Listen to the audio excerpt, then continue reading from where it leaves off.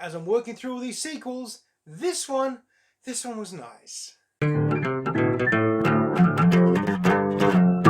National Treasure Book of Secrets. Released in 2007, directed by this guy. Starring Nicolas Cage, Justin Bartha, Jon Voight, Diane Kruger, Helen Mirren, Ed Harris, and Harvey Keitel once again. Budget of 130 million, domestic take of 219 million, and international take of 239 million. Worldwide total of 459, and a profit of 329 million, less all marketing and associated costs.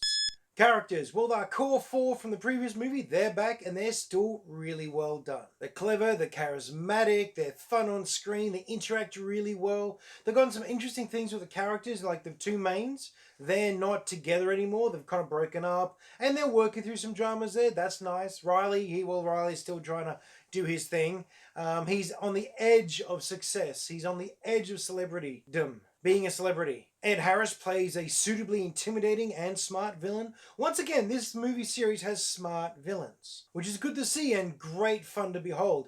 It really adds some spice to it. Speaking of which, Helen Mirren, anytime she's in a movie, it's a good thing, and she's great in this. Yes, it's only a support role, but of course, she's got plenty of dialogue and this look.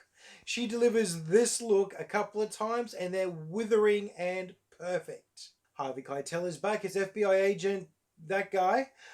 Good again, not in it very much, but we've got some nice little scenes, some clever dialogue, and he always delivers it so well. So once again, it's a quality cast with quality characters, and they all do a really good job. There's no one you don't like, and anyone that you find awkward or annoying, they're meant to be, so there's no big deal there. Oh, and the president, he's really good in this, actually. I really enjoyed the way they portrayed this version of the President of the United States. Something very charming and endearing, yet still powerful about him. I really like that, actually. Anyhow, score for characters, they're going to get a 3.5. They're good, and then they're better than good. They actually make the movie worth watching. All the other stuff that happens in it is good too, but these characters, they make it worth the trip. Story. Okay, well, you're going to obviously compare this to the first story. And the first story was a stretch. It was complicated, very convoluted. This one, equally convoluted, equally complicated. I'd actually call this movie a greater stretch. Suspension of disbelief. You got to work harder at it for this one. I can't tell you much about the story in detail because I will actually ruin the story. If you haven't seen this one before, they rely on you having to figure it out with the characters. Too much information ahead of time will derail things and will kind of wreck it. I have been known to look up the entire plot on some movies and I'm worried about watching them, I'm a bit nervous about them, but these ones, always going cold. I don't want to know nothing. The Gates family, they're back in the spotlight because they were famous for a little while, and now there's been some heavy accusations leveled against them. Well, not against them personally, but against their fathers and their grandfathers. And now they're out to clear the family name again, which resolves itself in the form of a treasure map, because you've got to go find the treasure to prove the claims and disprove the accusations. And of course, one of the people making the accusations is the person that's also after the treasure at the end. The villain is a villain in two different ways. It's a multitasking villain, very clever villain. There's some complications and difficulties, dead ends and red herrings, lots of guesswork, and lots of people being very, very clever. A little too clever at times, and it's a little, like I said, a little overdone. In some areas of the story, it's very much, really? We're meant to believe that? Oh, okay, here we are. I suppose it's helped in some ways by the fact that a lot of the characters are also as flabbergasted and confused and just, what's the other good word? Bamboozled by the entire thing as well. The characters pretty much think that this is as nuts as you do. Anyway, story, I'm going to go ahead and give a 3. It would have been a little bit higher, except the way they stretched it sometimes, there's some of the elements in this just a bit much, but it's still good time.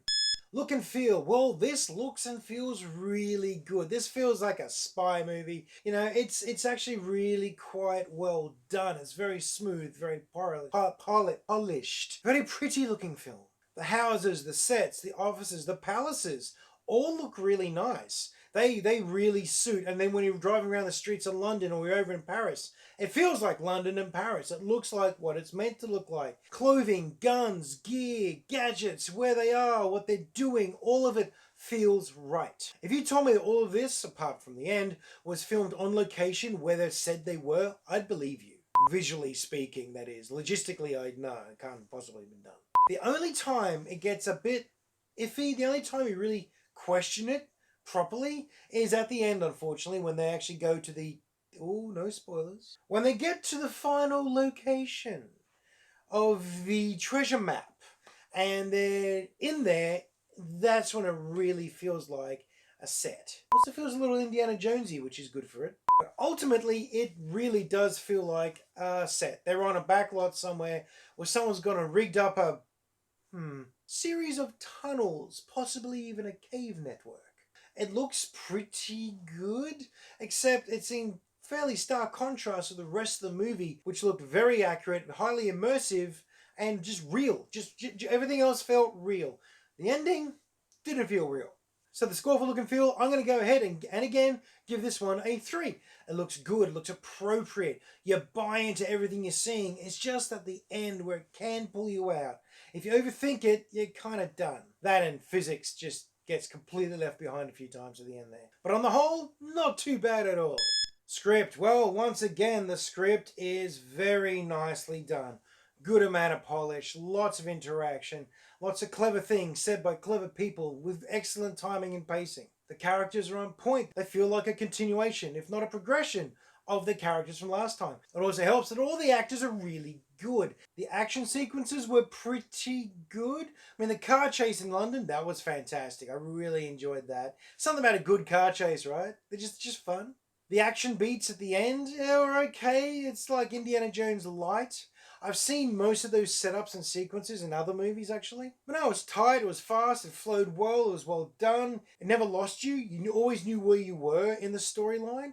And they did it in such a way that made you feel a little smart, that you're able to keep up with these obvious geniuses on screen. It wasn't as funny as the first one, but it did make you feel smarter. So I don't really know what to categorize that as. Okay, there's one thing though, and it is a bit of a spoiler, so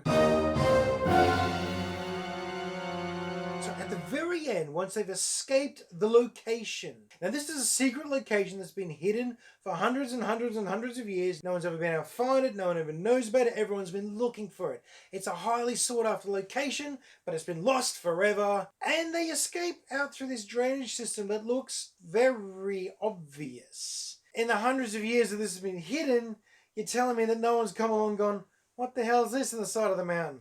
Doesn't that look like an aqueduct? Hey, does this look like a stormwater drain to anyone else? But it's going to nowhere. Nothing's up there. That's just a mountain. If you're just hiking through the wilderness, you come across that, you know it's man-made. It actually looks like a back door. So, Anyhow, all that aside, look, script and dialogue is good. It's very tight. It's what you expect, and it's what you want from this film, and they don't let you down on that at all. I'll be giving script in this one a 3.75. Fun factor, okay, yeah, I had a good time. I always have a good time with this series. So keen for number 3. Did you hear? They're actually working on number 3. Disney's going ahead with National Treasure 3. And since the end of this movie sets up for number 3, oh, I hope it just continues on. And I hope we get all the characters back again. I'm so keen. The National Treasure series are the movies that make me want to go and watch other adventure movies. This is usually the catalyst for my Indiana Jones binging. Or we'll go and watch The Mummy again. This movie makes me excited for the, Uncharted movie that's coming out. This is the sort of film that gets me excited for other films. So yeah, I have a really good time with this series. I love watching it. Even with some of its flaws, I still have a very good time. Fun factor is an easy 3.75. Final score, add them all together, get yourself a 17. Definitely worth it. I really recommend it. It's a lot of fun. It will not make much sense if you haven't seen the first one though. So don't start here. Start with number 1, then go on number 2. Well, that's my review for National Treasure Book of Secrets. Hope you've had a good time. Let us know what you think down below or on the Facebook page. As usual, please like, share and subscribe. But more importantly, I hope that you're having a great week and that you get some time to go and watch a movie.